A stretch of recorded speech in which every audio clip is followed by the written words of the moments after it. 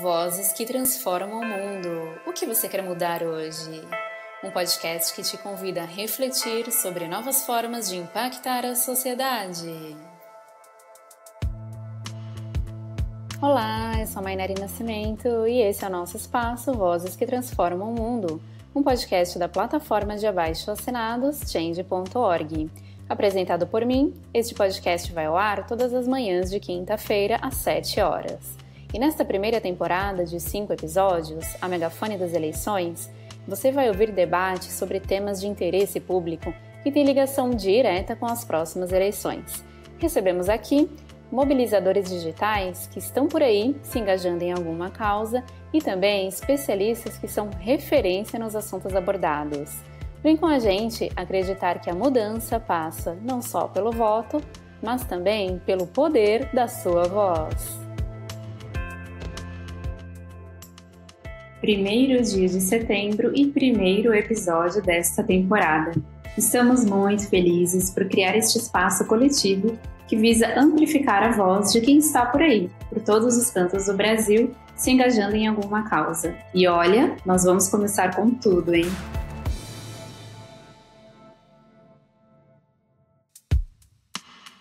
Vamos abrir esta roda de conversa com o tema da saúde pública, que lidera o topo de preocupação dos eleitores, e também vamos falar de ciência. E para conversar com a gente sobre esses assuntos tão necessários e urgentes, eu tenho a honra de receber a doutora Natália Pasternak, microbiologista e presidente do Instituto Questão de Ciência. E também a Carolina Cohen, ativista de saúde e cofundadora da Colabore com o Futuro, a primeira empresa de mobilização social e advocacy da América Latina. Bom dia, doutora Natália, seja muito bem-vinda a esse nosso espaço e muito obrigada pela participação. Bom dia, eu que agradeço o convite. Bom dia, Carolina, é um prazer ter você aqui com a gente. Bom dia, Mainari, fiquei bem feliz de poder estar aqui.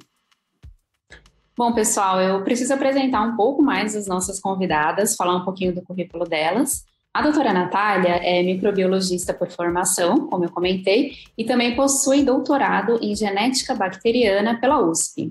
É uma escritora de ciência brasileira, comunicadora científica e respeitada fonte de informações sobre saúde e ciência para jornalistas de todo o mundo. Atualmente, também é professora convidada no Departamento de Ciência e Sociedade da Universidade de Colômbia, nos Estados Unidos. E como a gente bem sabe, é um dos grandes nomes da ciência que ajudaram a informar milhões de pessoas durante as piores ondas da pandemia da Covid-19 no Brasil. E agora, apresentando um pouco mais da Carolina, eleita como uma das 6 empreendedoras e inovadoras mais admiradas em saúde, por meio de votação popular, Carolina é ativista da área há mais de 10 anos e especialista na criação de estratégias de engajamento social e político da sociedade civil nos processos de decisão em saúde. Por 8 anos, atuou como diretora de uma das mais conceituadas ONGs de câncer da América Latina, a ABRALHE, Associação Brasileira de Linfoma e Leucemia. Pronto, convidadas devidamente apresentadas, então agora vamos começar o nosso bate-papo, porque a gente tem muito assunto para falar.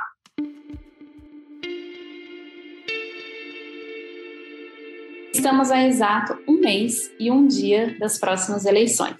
A corrida dos candidatos já está a todo vapor, mas ainda temos bastante tempo para debater assuntos que interessam na hora de definir o nosso voto. Neste embalo de eleições, eu quero já começar perguntando de cara e sem enrolação. O que o eleitor que está preocupado com a saúde pública do nosso país deve levar em consideração na proposta dos candidatos? Eu gostaria de ouvir primeiro a opinião da doutora Natália, que pode falar também do ponto de vista da ciência, já que ambas as áreas caminham juntas. O que a senhora acha?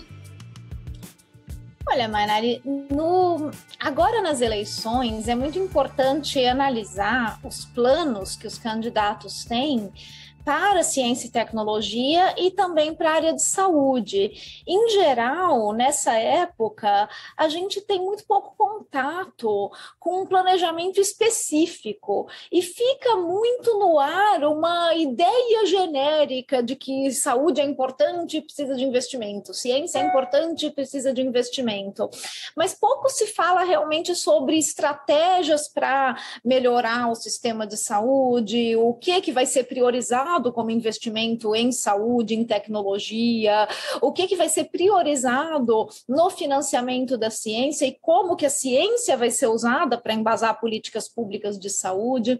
Então, tudo isso precisa de um certo detalhamento que, em geral, escapa nos planejamentos que ficam públicos dos candidatos. Então, acho que a primeira coisa é o eleitor realmente tomar um cuidado e ver assim, mas espera aí, deixa eu ver exatamente o que esse candidato está propondo para as áreas de saúde e de ciência e tecnologia como estratégia, como planejamento, e não só ele dizer que essas áreas são importantes e são legais. Então, acho que esse seria o primeiro passo.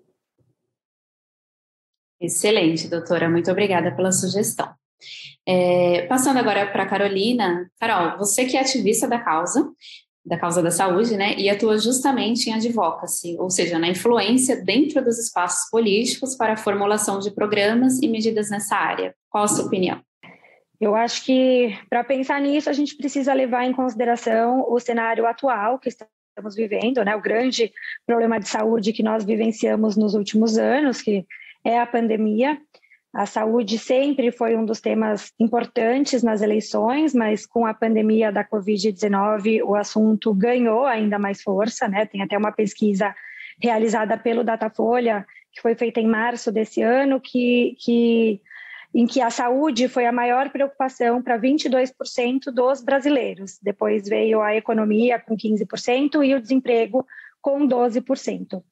Né? Eu acho que uma outra coisa que a pandemia nos mostrou, né, além dessa importância na área da saúde, é que o SUS ele pode ser extremamente eficaz se ele for gerido com atenção e se tiver maior destinação de recursos, né? E eu acho que da parte negativa, né, o lado negativo da pandemia é que ela trouxe ainda mais desigualdade, muita gente passando fome, né, 14 milhões de desempregados. Então, como que essas pessoas que às vezes não têm nem o que comer vão ter condições de manter a sua saúde, né? Então, acho que é super importante a gente pensar em tudo isso para poder levar em consideração o que escolher, né, na hora de ler essas propostas que a doutora Natália falou muito bem. Muitas vezes elas realmente não são muito detalhadas. Acho que um outro ponto também que é importante de ser falado é que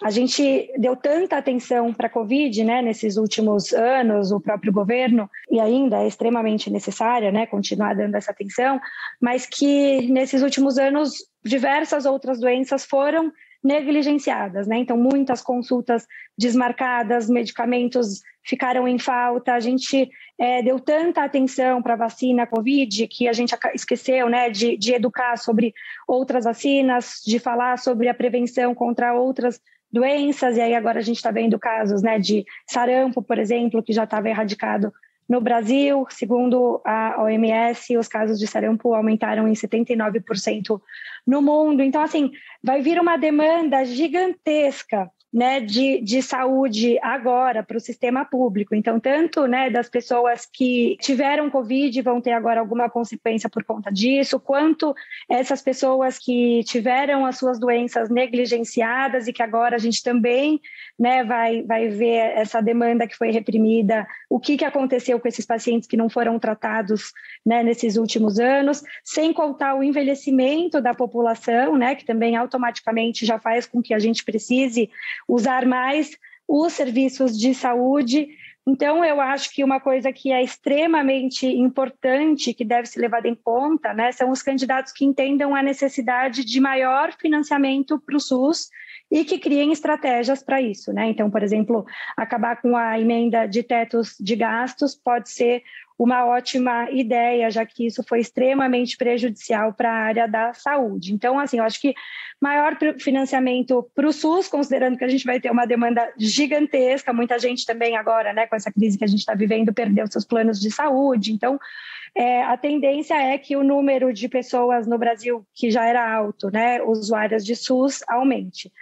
Acho que também é super importante candidatos que pensem, né, em investir em programas de prevenção, de bem-estar, vacinação. É fundamental para a gente poder cuidar da saúde das pessoas, né, evitando que elas fiquem doentes e que precisem utilizar os sistemas de saúde. Acho que um outro ponto também é avaliar os ministros de saúde que vão ser indicados por cada presidente, né? Assim, é importante que seja alguém que tenha um conhecimento técnico, que não seja escolhido por interesse político e, acima de tudo, levar em consideração, e aí eu acho que a gente vai até entrar em detalhes um pouco mais para frente, né, Mainari, o documento Voto pela Saúde, que é um documento que levanta a voz, né, de 14 milhões de brasileiros e mostra quais são, na opinião desses cidadãos, né, a prioridade em saúde que deve ser tratada aí pelos candidatos às eleições de 2022. Então, acho que é extremamente importante que os candidatos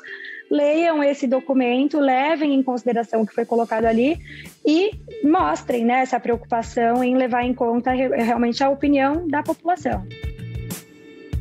Excelente, Carol. A gente vai falar mais um pouquinho desse documento ao longo da nossa conversa. E Carol falou sobre vários assuntos, né, relacionados à saúde e também sobre a pandemia. Eu realmente acho impossível, no momento presente, a gente debater saúde e debater ciência sem abordar mais a fundo aquele que é o maior acontecimento da história mundial mais recente, a pandemia da Covid-19, que foi um divisor de águas, né, em diversas áreas, em vários sentidos. O mundo caminha para o 3º ano dessa epidemia global. Somente no Brasil, o vírus já matou quase 700 mil pessoas. Mesmo agora, passadas as piores ondas, a média móvel de mortes ainda supera 1-2 centenas. E como eu falei no momento das apresentações das minhas convidadas, a doutora Natália foi e tem sido uma das maiores vozes da ciência nesta pandemia. E agora também na emergência de saúde global da varíola dos macacos. Doutora, eu queria ouvir da senhora o que tudo isso que a gente está passando tem nos ensinado sobre a importância de valorizarmos a ciência e a pesquisa. Qual a condição atual do Brasil nessas frentes? Como é fazer ciência neste país antes e depois da chegada da pandemia? Mainari, eu não sei se a gente tem essa capacidade toda de aprender a valorizar a ciência por causa da pandemia. Eu acho que só o tempo vai dizer. A nossa capacidade de aprender com o passado é, infelizmente, muito limitada, como nos mostra a história. A gente já passou por outras situações de emergência antes que poderiam nos ter ensinado como lidar com uma emergência global e as lições estão, né, em relatórios, em depoimentos, em livros de história que foram solenemente ignorados ao lidar com essa pandemia da Covid-19. Lições que vêm desde grande pandemia de influenza do início do século XX. Então, lições que já estão aí há 100 anos e que mostram, quando você analisa o caminho, por exemplo, da gripe espanhola no Brasil, mostram que todos os tipos de negacionismo e resistência em aceitar que existia uma pandemia, que existia uma gripe global que estava chegando no Brasil e que, obviamente, ia se instalar no Brasil como tinha se instalado em outros países do mundo, o caminho foi exatamente o mesmo. Primeiro, a negação da pandemia em si, depois a negação da necessidade de medidas públicas para conter. Isso eu estou falando da gripe espanhola. Então, a gente cometeu os mesmos erros e eu não sei se eu tenho todo esse otimismo de achar que a gente, dessa vez, vai ser diferente, a gente vai aprender com os erros cometidos nessa pandemia. Partindo do princípio que a gente tenha adquirido uma capacidade maior de aprender com os nossos erros, eu acho que o maior aprendizado que a pandemia nos deixa é que não existe como você fazer contenção de uma pandemia, uma epidemia global, que necessita que as pessoas mudem seu comportamento para se adequar às medidas sanitárias necessárias para essa contenção, você não consegue fazer isso sem uma boa estratégia de comunicação de risco e de comunicação de ciência e de saúde. E a gente tem hoje no Brasil uma situação onde, até hoje, as pessoas não entenderam, por exemplo, qual é o benefício de usar uma máscara, ao ponto que a partir do minuto em que se retirou a obrigatoriedade do uso de máscaras em aeroportos, por exemplo, e locais públicos, as pessoas realmente deixaram de usar. Ou seja, elas estavam usando porque era imposto e não porque elas entenderam o benefício de usar uma máscara. Mais do que isso, algumas pessoas se sentiram constrangidas a retirar a máscara, já que agora não era mais obrigatório, porque estavam sendo alvo de chacotas, olhares feios e muitas vezes até funcionários de servidores desses locais públicos que estavam dizendo para as pessoas, olha, pode tirar porque não é mais obrigatório. Então, não entendendo que aquelas pessoas têm o direito de usar se elas quiserem, porque elas se sentem mais seguras assim, ou porque elas estão, de repente, com algum resfriado, algum sintoma, e elas querem proteger os demais numa atitude cívica. Então, nesse sentido, eu acho que o Brasil foi muito mal. A gente tentou fazer uma boa comunicação de ciência e de saúde durante a pandemia, mas isso acabou ficando a cargo da imprensa e de comunicadores independentes. Os órgãos oficiais fizeram muito pouco. A questão dos impactos da pandemia no sistema público de saúde, por exemplo, em coberturas vacinais, isso é um efeito que a pandemia só agravou. Mas a falta de campanhas publicitárias e de comunicação para a vacinação de rotina já tinha caído muito antes da pandemia. Então, os surtos de sarampo que já estavam acontecendo, a uma possível volta da polio, tudo isso tem se construído ao longo da última década, onde, principalmente a partir de 2018, as campanhas informativas e publicitárias foram abandonadas. A pandemia piorou essa situação, mas essa escolha, essa falta de investimento em campanhas publicitárias para atenção básica de saúde, para vacinação, isso já era anterior à pandemia, isso são escolhas que foram feitas. Então, essas escolhas precisam mudar, e elas vão mudar a partir do momento em que a gente conseguir uma opinião pública forte o suficiente para pressionar por essas mudanças. Então isso inclui ter uma população mais consciente de que deve e pode exigir melhores condições de saneamento básico, de atenção básica de saúde, de vacinação, e também a partir do momento em que a gente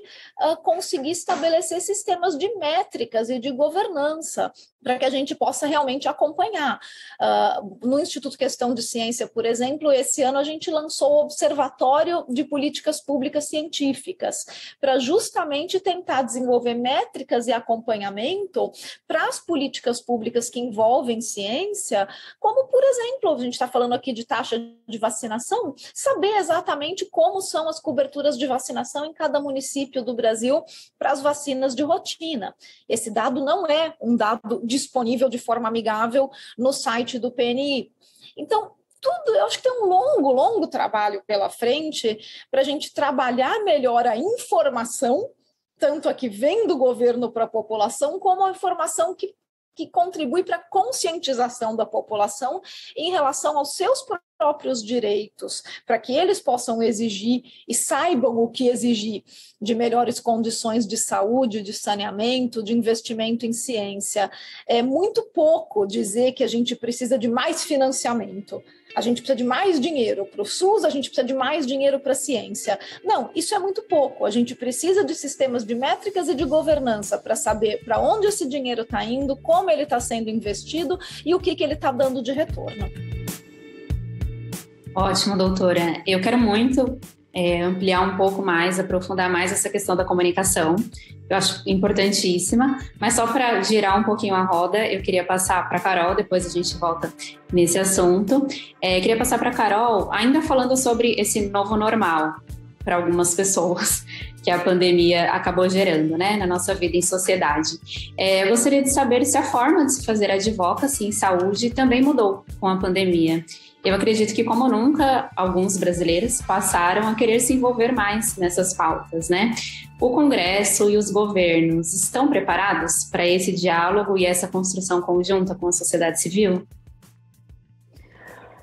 Mas a forma mudou, eu acho que isso foi muito positivo, né? Então, as pessoas entenderam que virtualmente elas podem trazer as suas demandas e trazer a sua voz para o governo, né? Então, isso simplificou o processo. Antes a gente precisava ir, né, bater na porta dos parlamentares, levar as nossas demandas.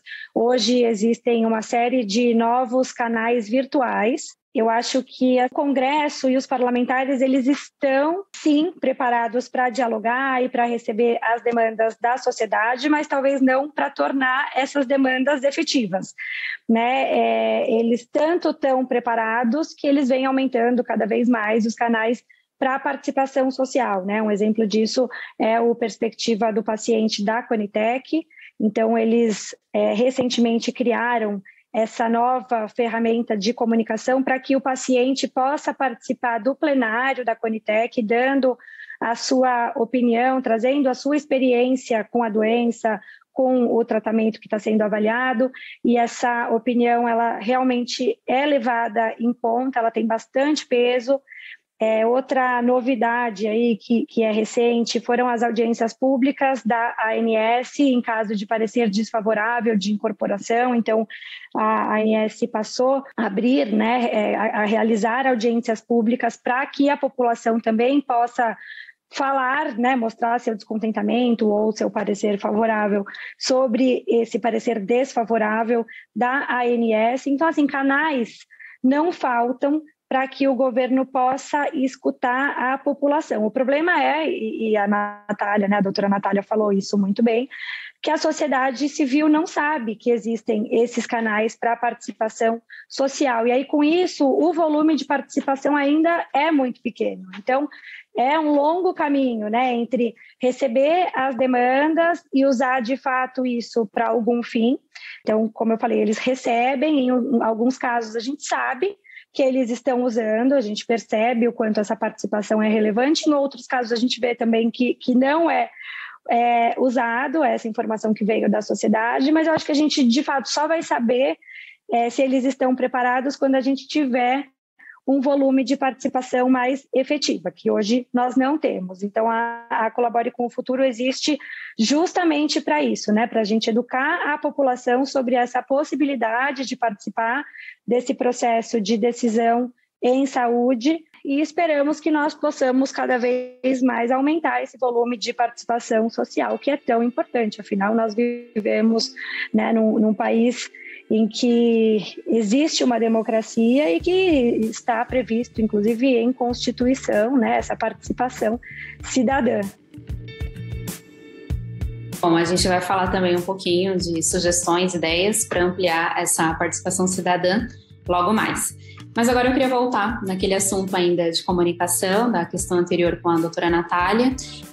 A gente comentou que as pessoas, em geral, estão mais interessadas nos debates de saúde. Mas a gente também sabe que falar de saúde, principalmente de ciência, muitas vezes é difícil para quem não é do meio. Ainda mais na área das fake news, especialmente em um período eleitoral. A informação é muito importante. Como eu já comentei várias vezes, mas vale repetir, a doutora Natália tem oferecido grandes contribuições à imprensa e à sociedade em geral. E preside um instituto que, entre outras frentes, atua também no jornalismo científico. Já falamos um pouco da importância da informação. Agora eu queria uma visão um pouco contrária. Que estragos a falta de informação, ou pior, a desinformação pode causar na área da saúde e ciência, doutora? Nossa, Mainari, os estragos são infinitos, como a gente viu aí, né, durante a pandemia de maneira catastrófica. A desinformação, ela é muito fácil, ela se dissemina muito fácil, muito rapidamente, ela apela para a emoção muito mais do que para qualquer tipo de racionalidade, o que muitas vezes faz com que as pessoas compartilhem loucamente sem nem realmente averiguar se aquele conteúdo tem procedência, está referenciado, é minimamente verdadeiro. Eu acho que o maior exemplo disso durante a pandemia foi aquele áudio da enfermeira australiana que mandava medir a temperatura no pulso, porque se você medisse na testa, o laser do termômetro ia afetar o cérebro. Isso aí era um áudio de WhatsApp. Ninguém conferiu, tipo, um áudio de uma enfermeira australiana. Isso aí rodou o mundo. E quando a gente menos percebeu, tinha um monte de estabelecimento comercial medindo a temperatura das pessoas no pulso. Assim, não foi só no Brasil, foi no mundo inteiro, por causa de um áudio de WhatsApp, que ninguém conferiu se aquela pessoa sequer existia. Então, as baboseiras que estavam faladas ali foram desmentidas inúmeras vezes, da questão do laser que ia afetar o cérebro, que é tudo uma grande bobagem. Inclusive, para quem quiser, né, se aprofundar na bobagem, tem artigos sobre isso na revista Questão de Ciência, teve artigos sobre isso em todas as agências checadoras, não só do Brasil como no mundo. Então era muito fácil desmentir essa informação, essa desinformação, porque ela é esdrúxula. E mesmo assim, o desmentir não bastou. Os estabelecimentos comerciais abraçaram aquilo, principalmente por quê? Porque a população abraçou aquilo. E daí eu acho que tem uma coisa no que a Carol falou que é muito verdadeira, né? A participação popular, ela é enviesada. As pessoas, infelizmente, enquanto a gente não conscientizar a população como um todo de que essa participação faz parte da cidadania, faz parte do exercício da cidadania, quem participa mais ativamente, inclusive desses canais que a Carol falou, infelizmente, ainda é porque tem um lobby. E daí a gente acaba ficando com uma participação muito enviesada quando alguém, por exemplo, faz uma consulta pública, porque você tem agências especializadas que têm um lobby em promover determinada ideologia ou terapia e que vão falar, olha, todo mundo vem aqui, vota aqui nessa consulta pública, enquanto que grande parte da população que pode até achar que tudo aquilo está completamente errado, não vai se dar ao trabalho de participar.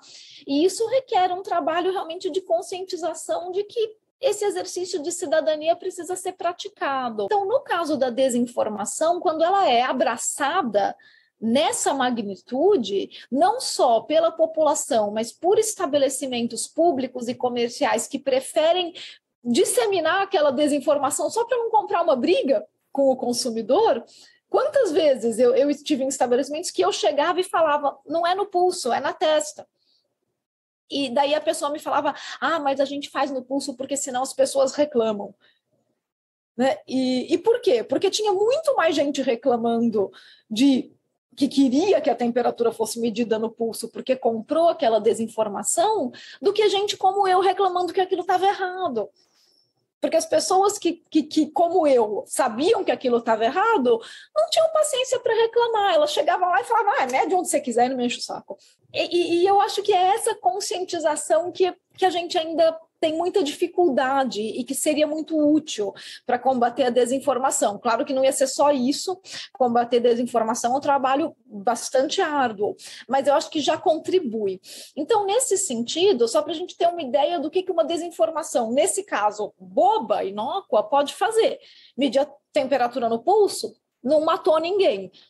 Não comprar vacinas, matou. Colocar a kit Covid à disposição na rede pública, dizendo que isso era uma cura milagrosa para a Covid, matou. Então, a desinformação mata. E por isso ela precisa ser efetivamente combatida. Como que a gente combate? Só dar informação é insuficiente. É essencial, e a gente precisa fazer a informação correta circular, mas é insuficiente. É preciso também conscientizar as pessoas dos mecanismos da desinformação, expor os propagadores de desinformação, punir os propagadores de desinformação, senão isso não para. Então, só corrigir a desinformação não basta, só fazer a informação correta circular não basta. A gente tem que ir além, a gente tem que dar o próximo passo, que é expor os negacionistas e inocular a população contra o negacionismo, mostrando as estratégias, como que as fake news são construídas, quanto de dinheiro esse mercado movimenta. Então, isso tudo é um trabalho que a gente tem tentado fazer no Instituto Questão de Ciência e que eu acho que é um trabalho que se intensificou com a pandemia. Talvez esse sim tenha sido um dos grandes aprendizados da pandemia, de que desinformação mata. Desinformação não é inocente e ela precisa ser combatida, de preferência pelos órgãos oficiais. Perfeito, doutora. Ainda falando sobre como informação é poder. A Carol comentou, né, sobre a Colabore com o Futuro, que tem essa missão bastante desafiadora de incentivar e educar as pessoas. Também a gente estava falando sobre essa participação popular, né?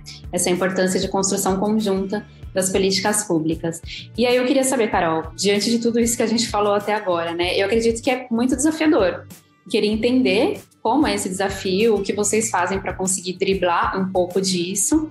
E aí, já puxando um gancho também para aquele projeto que você falou lá no início da nossa conversa, o Voto pela Saúde, eu acho que foi uma experiência muito clara de entender como que as pessoas lidam com esse processo, né? Porque vocês receberam várias sugestões da população em questões abertas para a população em geral, onde elas podiam dar as suas sugestões para a área da saúde. Então, eu imagino que vocês receberam muitas coisas e depois tiveram que fazer um filtro que deve ter sido muito difícil para chegar numa conclusão. Então, ficou nítido para você, depois que esse documento, depois que vocês receberam todas essas sugestões, de como falta informação para a população, não só informação sobre questões específicas, mas também de como apresentar as suas demandas, de como pedir, reivindicar as coisas, né? Claro que as pessoas sabem das suas necessidades. Precisa de um remédio que ainda não é disponibilizado no SUS, precisa de um tratamento que não é coberto pelos planos de saúde, mas elas sabem apresentar essa demanda? Como encaminhar essa demanda? Para quem? Mainari, é um desafio realmente muito grande, a começar, né, pelo nome. A gente está aqui toda hora falando advocacy, né, que é essa questão de trabalhar por uma causa, influenciar, né, positivamente uma política pública em prol da sociedade, mas nós da Colabore, a gente trabalha com advocacy há muitos anos já, e sempre quando eu falo que a Colabore é uma empresa de advocacy ou de participação social, as pessoas elas ficam com uma cara assim de né? Então eu acho que assim, o próprio nome em inglês, o termo não facilita, pouquíssimas pessoas entendem quando a gente fala realmente, né, em participação social. Então, como você disse, a Colabore faz justamente esse trabalho, a gente já caminhou bastante. Quando a gente começou, por exemplo, a falar disso, né, há 5 anos atrás, sobre as ferramentas de participação social, o que é uma consulta pública, como participar de uma consulta pública, o que é uma audiência pública, o que é um observatório cidadão, pouquíssimas pessoas falavam sobre, né? E aí eu tenho bastante orgulho em dizer que, seguindo, né, o exemplo da Colabore, hoje grande parte das ONGs de saúde, né, que são grandes influenciadoras nesse processo, representam a voz de muitos pacientes, hoje elas passaram a educar o seu público sobre participação social, elas mobilizam, né, a população, os pacientes, para participar desses canais aí de participação social que existem hoje, né? Assim, ainda assim é um grande desafio. Hoje a gente sabe que algumas coisas que parecem óbvias para nós, por exemplo, não são nada óbvias para quem não entende do assunto, né? Então, um exemplo, por exemplo, antes quando a gente falava para a população, olha, contribua com a consulta pública X, as pessoas elas entendiam que elas precisavam pagar, né? O contribuir era dar um valor em dinheiro. Então, assim, a gente realmente caminhou um longo percurso até entender a melhor forma de se comunicar com a sociedade, de explicar para a população o que é a participação social, tentar ao máximo facilitar esse termo advocacy, facilitar esse entendimento, né, de o que é, quais são os canais, como participar. A gente faz isso de forma virtual.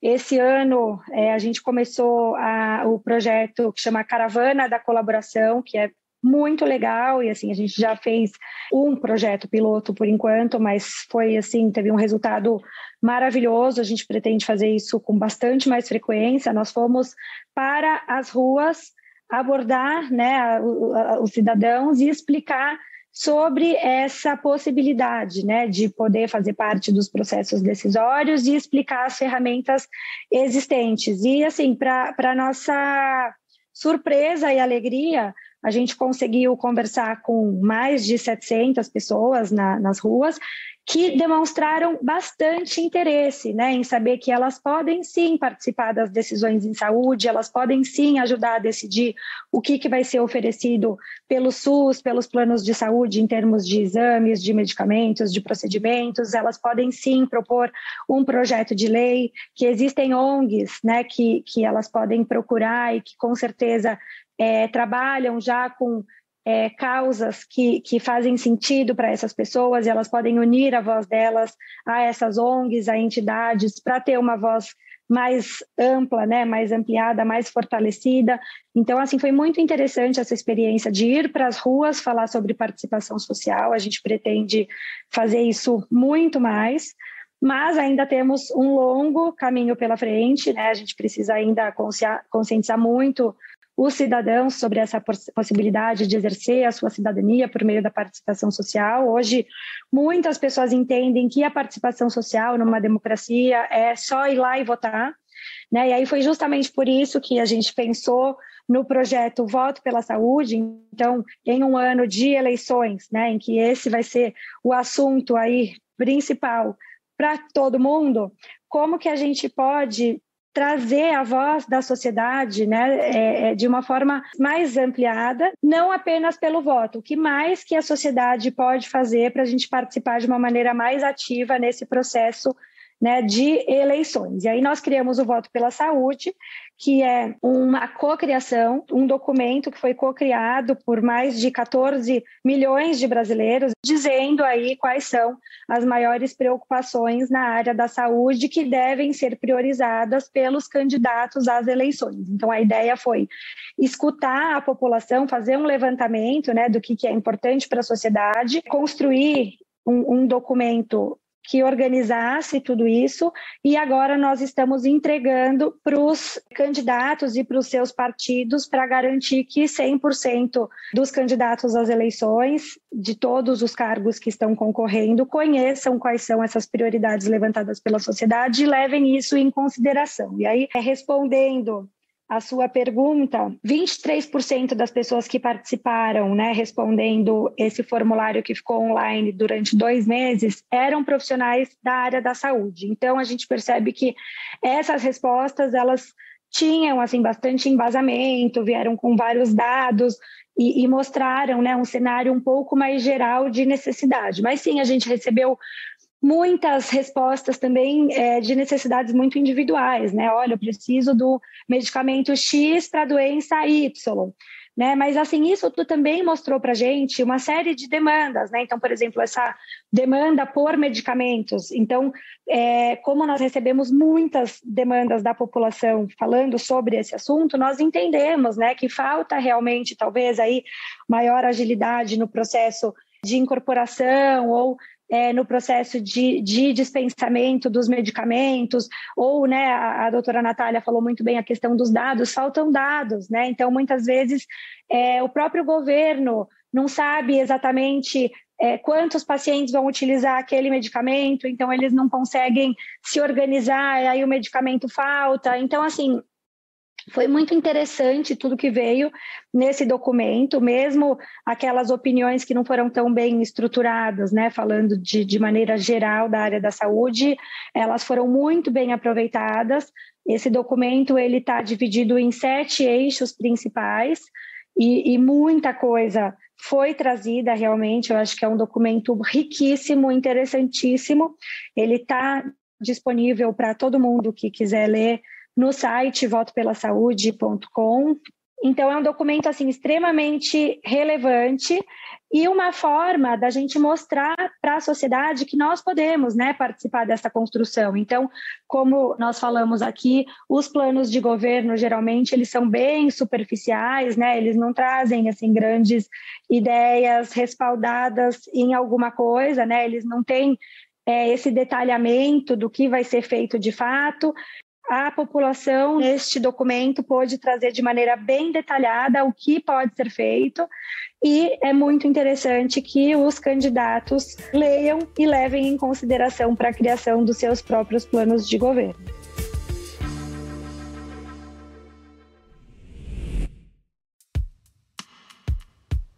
E você, quer conhecer um pouco mais da Change.org, a maior plataforma de abaixo-assinados do planeta? Somos livres, plurais, abertos, independentes e apartidários.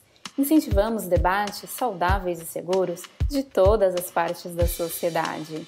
Acesse Change.org, encontre uma causa para abraçar e comece a mudar o mundo agora mesmo.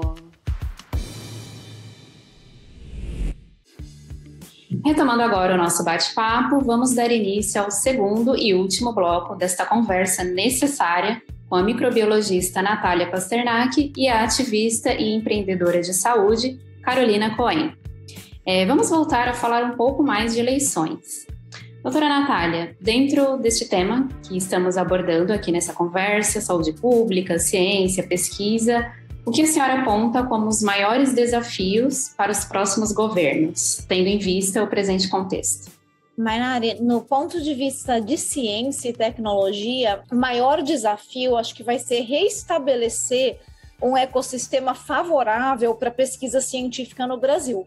Porque nos últimos anos, e principalmente nesse período durante a pandemia, o financiamento da ciência brasileira ele foi abusivamente cortado. E hoje a gente está numa situação onde a gente tem um financiamento que é insuficiente para a pesquisa científica no Brasil. A gente não tem condição de continuar com as bolsas de pós-graduação no Brasil, principalmente no sistema federal, pelo CNPq, e daí a gente tem algumas FAPES que ainda dão conta, né, as FAPES que são os sistemas de fomento dos estados, então os estados mais ricos, como São Paulo, por exemplo, ainda conseguem dar conta, mas também foram fortemente afetados, e outros estados menos favorecidos estão aí numa condição de terra arrasada. Então, a gente tem um problema muito sério para os próximos governos encararem, que é reconstruir o ecossistema de fomento à ciência, à pesquisa científica no Brasil. A gente está tendo que lidar com uma enorme fuga de cérebros, porque as condições para fazer ciência no Brasil não são suficientes hoje, está ficando realmente muito difícil de trabalhar, e em todos os aspectos, você não tem grant para pesquisa, não tem bolsa para os profissionais de pós-graduação, que ainda de vez em quando são chamados de estudantes de pós-graduação. Eles não são estudantes, eles são profissionais, eles já se formaram e eles estão desenvolvendo pesquisa científica que retorna para a sociedade. Então, esses profissionais precisam ser valorizados e eles precisam ser pagos para fazer esse trabalho tão importante. Não existe pesquisa em nenhum país sem o profissional de pós-graduação, de pós-doutorado. E esses profissionais no Brasil encontram-se muito desvalorizados, não só sem bolsas, mas como mesmo aqueles que têm o seu salário em forma de bolsa de estudo, eles estão sem reajuste há muito tempo. Então, os salários que são baixíssimos comparados com o resto do mercado, o que dificulta muito que esses profissionais continuem trabalhando. Então, é um ecossistema inteiro que vai precisar ser reconstruído para que realmente a gente consiga restabelecer a pesquisa científica no Brasil. O que falta no Brasil hoje é organização e investimento. A gente tem recursos humanos altamente qualificados. A nossa pesquisa científica no Brasil, ela tem a perfeita capacidade de ser uma pesquisa de ponta, mas ela não consegue hoje se colocar no mercado. E outra coisa que eu acho que a pandemia também escancarou e que precisa ser feito é restabelecer um ecossistema de startups para que a pesquisa científica consiga ser transformada em tecnologia que efetivamente retorna para a sociedade. A gente tem um problema no Brasil, e esse já há muito tempo, de uma ciência que a gente fala que ela morre no paper. Então, a gente tem financiamento para pesquisa científica, a pesquisa é de ponta, a gente publica nas melhores revistas, na pesquisa brasileira ela é de muito boa qualidade, mas uma vez publicada, ela morre ali, porque a pesquisa... Claro, pesquisa básica tem que acontecer sempre a geração de conhecimento, mas aquela pesquisa aplicada que poderia ser revertida em produtos no mercado, no Brasil ela não encontra um ecossistema favorável de mercado, de indústria, de ambiente fiscal para fomento de startups de tecnologia, de biotecnologia, por exemplo, como a gente vê em outros países que investem pesadamente nisso, como, por exemplo, Coreia do Sul, Israel, mesmo nos Estados Unidos. Então, acho que o maior desafio dos próximos governos que quiserem levar a sério a ciência brasileira é olhar para a qualidade que a gente tem e falar, poxa, que desperdício. Vamos transformar essa qualidade em tecnologia, em produto, em ecossistema industrial, integrado com a universidade, com os centros de pesquisa, porque é um desperdício a qualidade que a gente tem dos nossos profissionais e a falta de espaço que eles têm para trabalhar. Passando agora para a Carol. Carol, queria saber a sua opinião também sobre... Vocês coletaram muitas sugestões da população nisso, com base nesse levantamento que vocês fizeram. O que você aponta que são os maiores desafios para os próximos governos nessa área da saúde? Nossa, muitos desafios. Bom, hoje 70% da população usa o SUS, né? Como eu já falei aqui, eu acho que muita gente vai acabar perdendo, ou já está perdendo seus planos de saúde por conta da crise econômica que nós estamos vivendo. Então, a tendência é que esse número de usuários do SUS aumente, né? Além das pessoas que estão adoecendo mais, envelhecendo mais. Então, eu acho que o próximo governo ele vai ter que ter bastante conhecimento sobre os desafios e os gargalos da área da saúde para conseguir atuar nas necessidades não atendidas. Para isso, nós temos, né, o documento Voto pela Saúde. Apareceu, assim, muita coisa, Mainardi, são realmente muitos os desafios, né? Desde construção de novos hospitais, até compra de equipamentos que estão faltando nos hospitais que já existem, falta de medicamentos de custo baixíssimo, até compra de medicamentos de alto custo, falta de dados para que a gente possa trabalhar melhor as políticas públicas. Então, realmente, dados sobre uma série de doenças nós não temos aqui no Brasil, enfim, uma série de dados, né, que nós realmente não temos e que são imprescindíveis para a gente conseguir trabalhar com as políticas públicas, falta de investimento em capacitação, né, de profissionais de saúde, falta de investimento em pesquisa, em inovação, a questão do financiamento, né, que assim não tem como a gente fugir disso, porque realmente, claro que é super importante que o dinheiro que entre seja bem gerido, né, que seja monitorado. Inclusive existem uma série de portais de transparência e o orçamento participativo para que a população possa também monitorar isso, entender para onde que está indo esse dinheiro, mas, de fato, o Brasil gasta em saúde uma porcentagem baixa do PIB, quando comparado com outros países e com muitos países que oferecem também uma saúde pública para a sua população. Então, assim, não tem como a gente conseguir suprir, né, todos esses desafios que foram levantados se não tiver um investimento maior na área da saúde. É muita coisa. São muitos desafios, né? Muita coisa. Para acompanhar tudo isso, a gente precisa de muita vontade política também, né? E isso me leva até a próxima pergunta, que eu quero seguir nessa toada falando de eleições.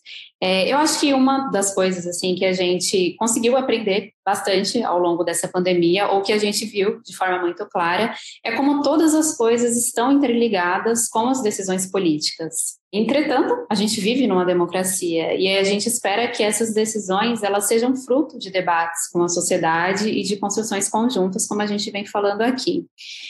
Doutora Natália, a gente falou um pouquinho já dessa participação das pessoas, né, nos debates do país. Eu gostaria de propor agora uma troca de ideias. Eu tenho certeza que quem está nos ouvindo está assustado com tamanhos desafios que a gente tem a enfrentar, né, em todas essas áreas, mas acho que também fica se perguntando, tá, e agora, o que eu faço? Como que eu posso contribuir com tudo isso? Como que eu posso colaborar?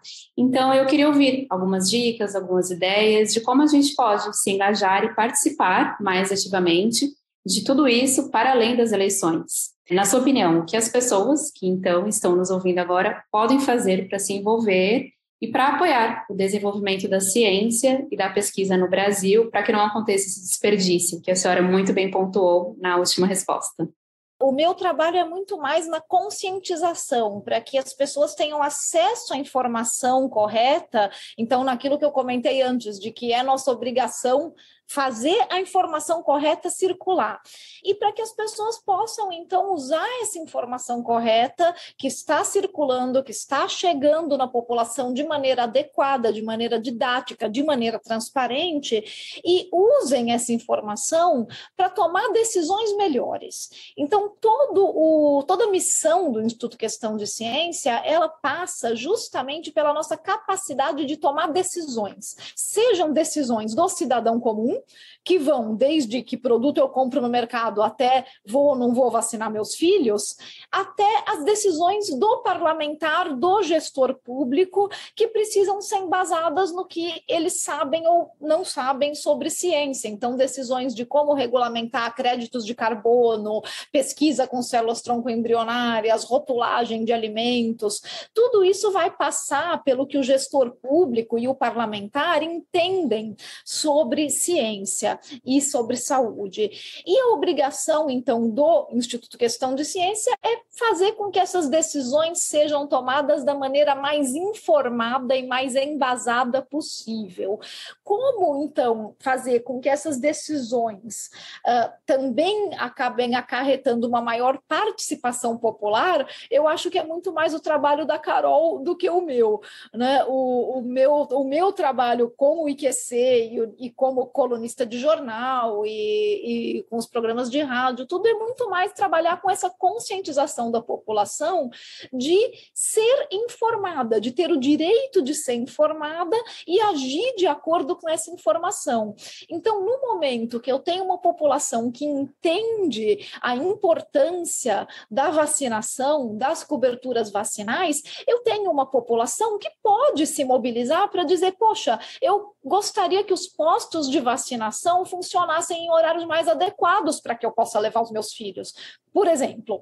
Agora, como que a gente faz? E daí eu até jogo para a Carol, né? Então, como é que a gente transforma, Carol, essa conscientização? A gente tem uma população que agora, esperamos, né, esteja consciente da importância de vacinar, mas que, ao mesmo tempo, tem uma dificuldade de levar as crianças para vacinar, porque o posto de saúde abre só durante a semana, das 9 da manhã até as 5 da tarde, quando tem um vacinador disponível e com as vacinas disponíveis no posto. Então, como que essa população que já está consciente, eu quero vacinar, mas eu quero que o posto funcione nos finais de semana, ou eu quero que tenha vacinação nas escolas, porque, né, eu como pai e mãe não tenho como levar a criança. Então eu acho que são essas coisas combinadas que precisam acontecer. E daí eu fico muito feliz de estar dividindo aqui com a Carol, porque eu acho que é exatamente isso, a gente precisa de uma população consciente e ativa. Então, estamos todos ansiosos agora para ouvir a resposta da Carol sobre isso. Acho que a gente falou em alguma pergunta anterior sobre os desafios. E a doutora Natália pontuou agora, né? Tá, a gente tem o primeiro desafio, que é de conscientizar. Mas e depois? Depois que a gente conscientiza, né? As pessoas ficam despertas para a realidade, ficam indignadas, às vezes, por não ter a vacina disponível. Mas, então, como elas se mobilizam, como elas reivindicam? Então, sem dúvida, o primeiro passo é sim conscientizar.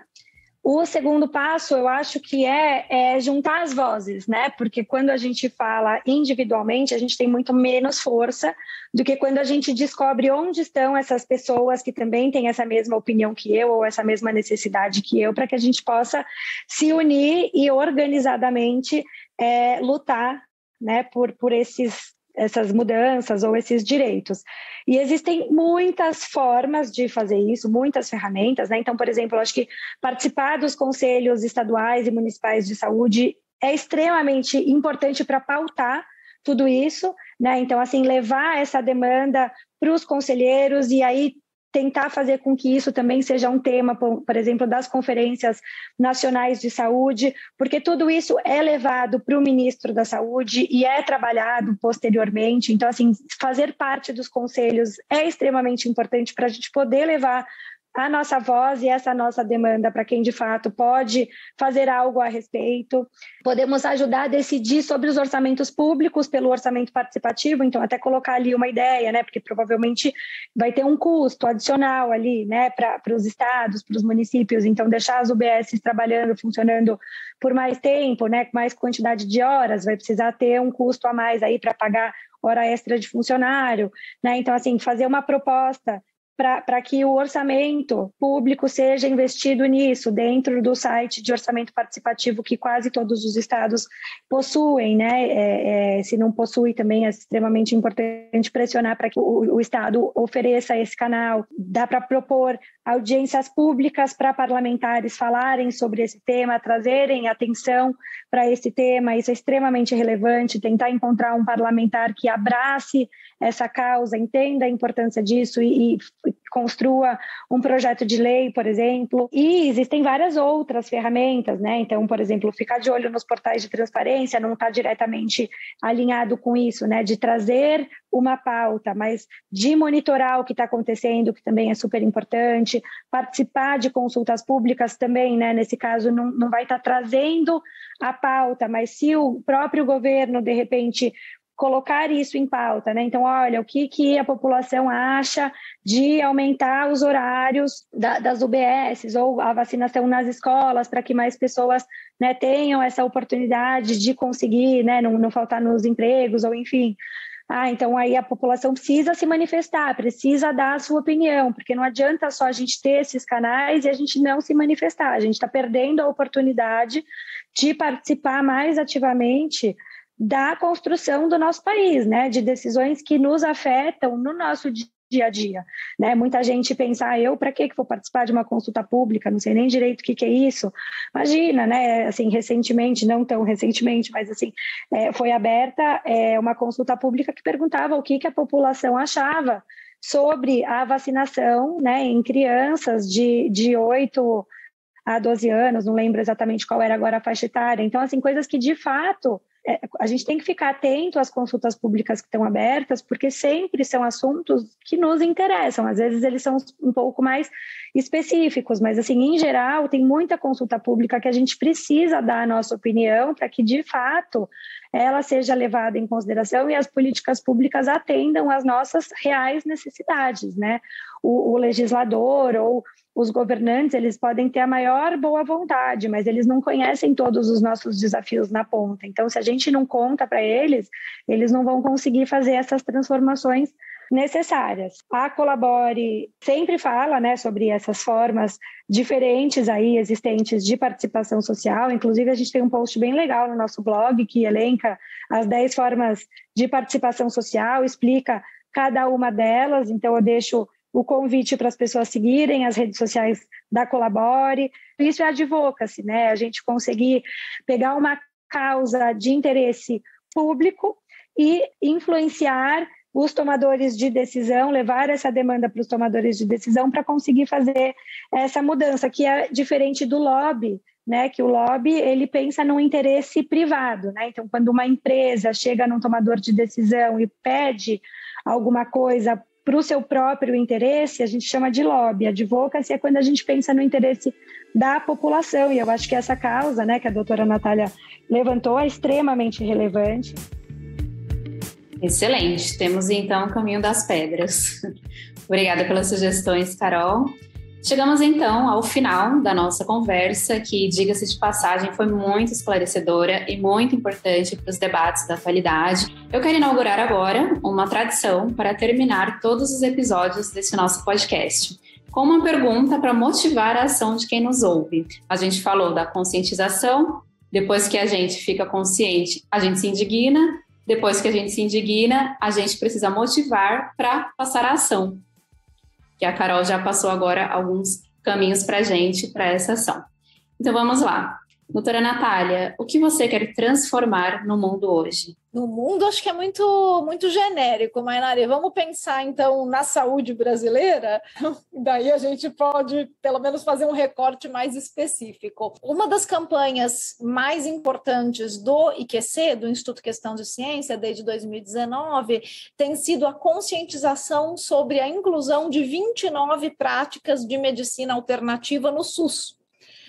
O que eu gostaria de ver é que as pessoas se conscientizassem sobre as 29 práticas que são disponibilizadas hoje no SUS de medicina alternativa, sem comprovação científica, com o dinheiro público, ficassem indignadas e tomassem uma atitude a respeito. A gente tem práticas hoje, por exemplo, que vão desde imposição de mãos, dança circular, constelação familiar, tratamento com abelhas, lama-terapia, tratamento com lama. Tem 29 práticas pagas com dinheiro público no SUS que comprometem o orçamento de coisas mais importantes na atenção básica de saúde. Então, eu gostaria que as pessoas pesquisassem sobre isso. Tem muita informação na revista Questão de Ciência, que a gente fez um trabalho minucioso sobre essas práticas, que as pessoas ficassem indignadas e cobrassem aí dos seus representantes públicos, dos seus parlamentares, poxa, por que o meu município está investindo uma parte da atenção básica de saúde, que é uma parte tão importante do SUS, para práticas que não têm comprovação científica. E você, Carol, o que você quer transformar no mundo hoje? Eu acho que eu vou fazer também esse recorte aí, né, de transformar na área da saúde, porque no mundo realmente são tantas coisas que eu gostaria. Mas o que eu gostaria de ver é as pessoas se empoderando, né, de suas próprias vidas, participando das decisões junto com o governo, para depois a gente não precisar reclamar de coisas que a gente vê aí, que a gente fica tão insatisfeitos, né? E que, na verdade, a gente reclama no lugar errado. Então, muitas vezes, quando a gente não concorda com alguma coisa que a gente está vendo que foi decisão aí do Congresso, né? Ou do governo, a gente vai lá no grupo de WhatsApp da nossa família, xinga, né? Os tomadores de decisão, fica bravo, né? Mas e aí? A gente se empoderou, né, do nosso direito de cidadão, a gente participou dessa decisão. Então, assim, quanto mais a gente participar, mais a gente vai garantir que o país caminhe para onde a gente acha que ele deve caminhar. Então, o meu sonho é que as pessoas, de fato, se empoderem e tenham uma participação mais ativa para a gente poder construir o país que nós queremos viver, né? Muitíssimo obrigada, doutora Natália e Carolina, por terem usado sua voz neste nosso megafone das eleições. Tudo que conversamos aqui, sem sombra de dúvidas, contribui imensamente para os debates da atualidade. E eu espero que este bate-papo, para quem nos ouviu, tenha despertado a motivação e apresentado novas formas de ação em prol do nosso país. Muito obrigada.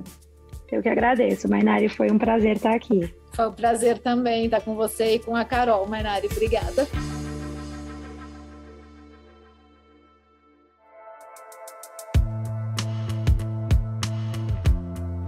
E muito obrigada também a quem nos acompanhou até agora. Lembrando que esse espaço é coletivo e busca amplificar a voz das pessoas que estão por aí em todos os cantos do Brasil, se mobilizando por alguma causa. Demos a largada, não perca o segundo episódio deste podcast, que vai ao ar na próxima quinta-feira, às 7 horas. Vamos receber Ailton Krenak, uma das maiores lideranças indígenas do Brasil, e Priscila Colodete, agente em indigenismo da FUNAI. Vamos falar de Amazônia, meio ambiente, povos indígenas e muito mais. Até lá, segue a gente no Instagram, @change.org_br, para acompanhar as nossas ações e unir as vozes que transformam o mundo. Até mais!